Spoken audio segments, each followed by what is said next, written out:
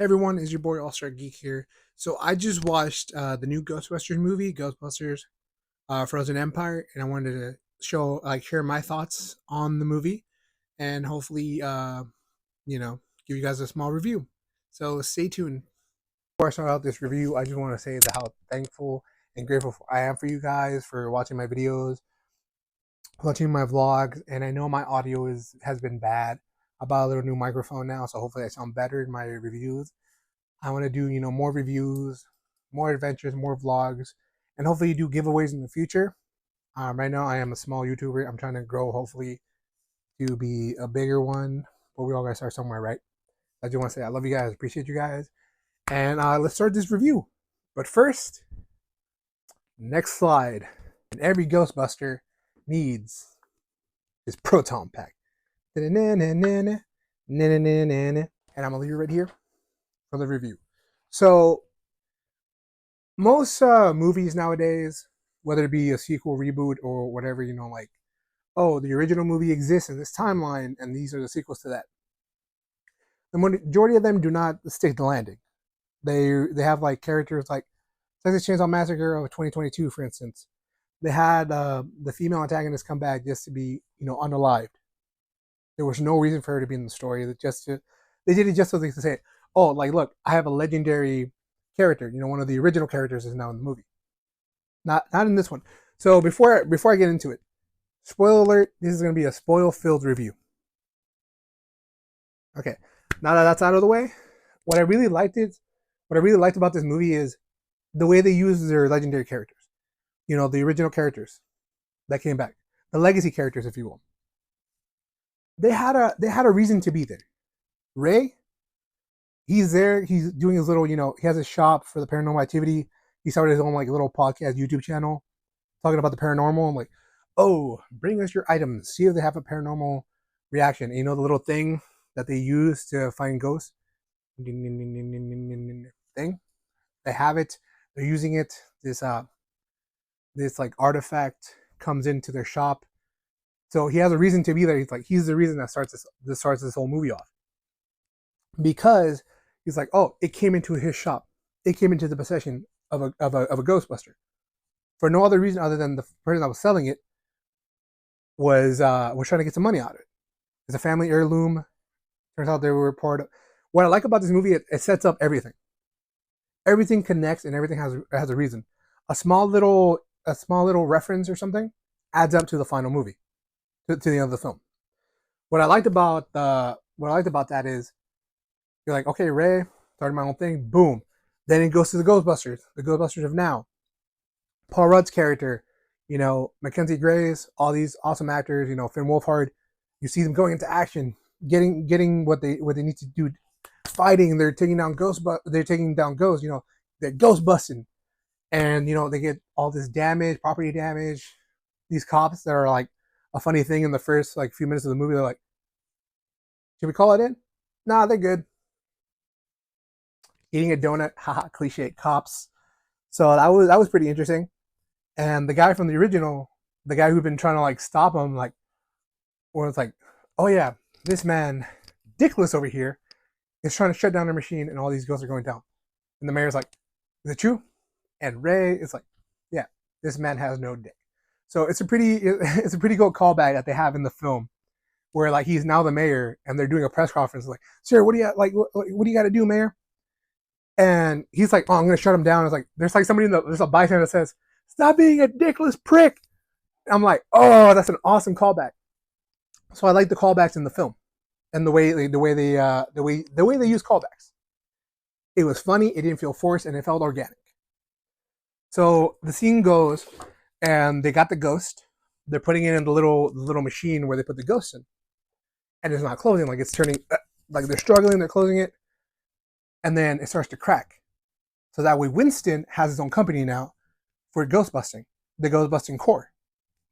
So again, that feels organic. Like, okay, you have a business now, so if we need resources, if we need help, you are now an entrepreneur. You got money, you can help us. And that gets a callback at the end of the film as well. And so they have this guy named Lars. He's kind of like a tech, which, funnily enough, his look kind of reminds me of Egon Spangler's from the real Ghostbusters cartoon, and how he was blonde with the glasses. And I really like this actor. I haven't seen a lot of his work, but I like the way he acted, how he carried himself. He felt believable. He didn't feel like just an over, oh, I'm a smart guy, get out of my way, kind of prick kind of guy. But he was like, you know what, I'm here trying to do my job. I'm trying to make sure everybody's safe. Please get out of my way, and I really need silence. Cool. So then they find this artifact. They're checking it out. They're like, oh, we need more people. Like we need more resources. Like this thing is gonna shut down. And they're like, Lars is like telling Winston, he's like, you didn't tell him, did you? And they actually have a new base. Like it's bigger. They have so much material. Like all these different aliens, all these different ghosts. Like this little alien-looking creature, little ball guy who shows up later in the film. So every little piece of the puzzle is being clicked together. Small little references, small little characters you see in the movie come back in a big way. They have their moment to shine, which I really loved about this. So, so the plot gets kicked off. Phoebe, Mackenzie Grace's character, like, oh, like she's a kid, she doesn't know what she's doing when she's actually the smartest one of like the whole group. And so the whole story, like her character arc of like, I feel alone, I feel trapped, like I feel like nobody respects me, like I'm more than experienced enough, like I can handle this on my own. She gets benched, and then she goes to this like little park in New York, and she's playing chess, and like she's playing chess by herself, and then you see the pieces moving. I personally thought Egon Spangler was gonna have like a cameo, but I'm kind of grateful that they didn't, because R.I.P. to that character. He had a nice little story arc in Afterlife. I'm glad that they didn't put Harold Ramis like CGI stuff back in this movie. She meets another ghost character. She's a huge part of the movie at the end, where apparently she was a burn victim. She set a house on fire. All her family members died except for her, and so did she. And she's like still working in the afterlife because she has like penance, because she has like this one match that keeps refilling, like he keeps burning it and it reappears. And she's like, the reason that you're still here is because you're holding on to that. She doesn't know how to forgive herself. So they have this friendship, and then turns out the main villain, he can control other ghosts. So he controls this ghost character to be like, get her to me. I need a human to be able to, free myself and be able to take over this world. So Phoebe, feeling alone, feeling trapped, now everybody's like telling her, you know what? You're fired. You're not a Ghostbuster. Get it through your head. You're not going to be a Ghostbuster. We're going to handle this. We don't need you. So now making a ghost friend, there's like this chamber that takes out evil spirits from items, like in the Ghostbusters core, the new headquarters. And she's like, I can find out how it feels like to be a ghost. I can leave my body with this chamber. I can do that. And her ghost friend is like, you know what? Go for it. She's being mind controlled by the bad guy.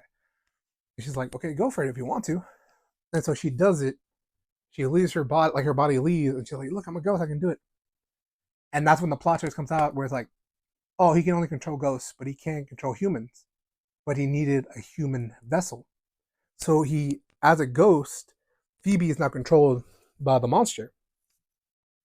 And he's saying the ancient words that he needs to be free. So he's free, he gets his horns back.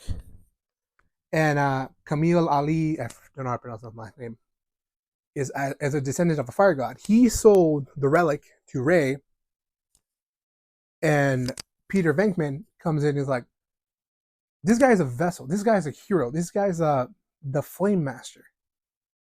The one to be able to take down the monster we are facing. And the way they found out is pretty cool, because again, every of the legacy characters have a reason to be there. He does like the thing. He does the callback to the card game. It's like, do you ever have the feeling of deja vu?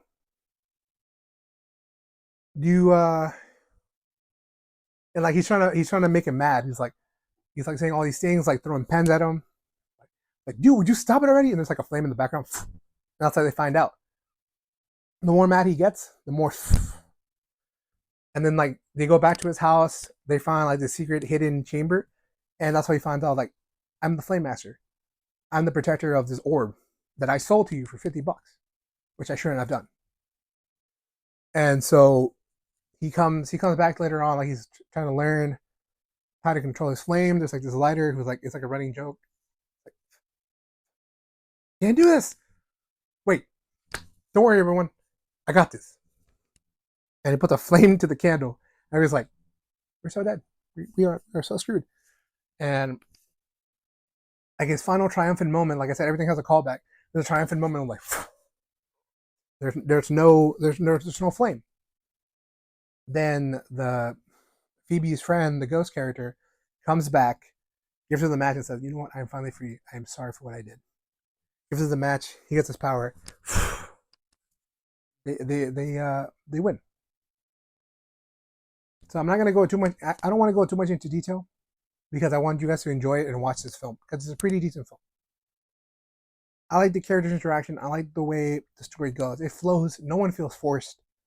No character or no callback feels like, oh, of course I have to have the callback. Of course I have to have this cameo. Of course I have to have this character. It works with the story. It works and it flows into everything. Even Slimer. He's like Finn Wolfhard's character. Trevor goes up, finds him. He tries to trap him and stuff. And it doesn't work. Why? Because it's Slimer. He's maybe dumb, sloppy, but he's smart. And he knows what a trap is. And that gets called back in later in the film because there was, in the HQ, there was like this ghost that can uh, go into items, like go into remotes, go into stuff. So he attacks Trevor. Trevor deflects him.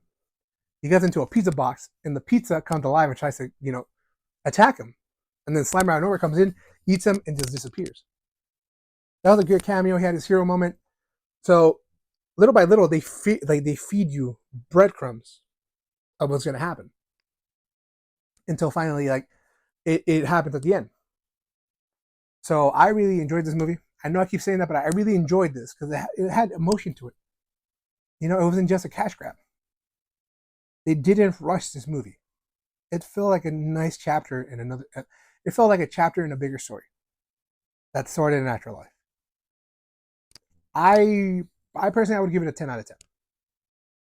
I really enjoyed this movie. I wish I had a family to watch it with. Like my own, because like it feels like a family movie. So watch it with your friends, with your brothers, sisters, whatever you have, cousins even. It's a family movie that I would recommend. So all-star geek review of Frozen Empire, a 10 out of 10. I generally like this movie. I'm not getting paid to do so. Sony's not paying me. I'm doing this as kind of my own kindness on my own heart to do a review and hopefully get some subscribers because I want to do something big with my channel. And for those who stay to the end, I appreciate you guys. I love you guys. And All Star Geek signing off.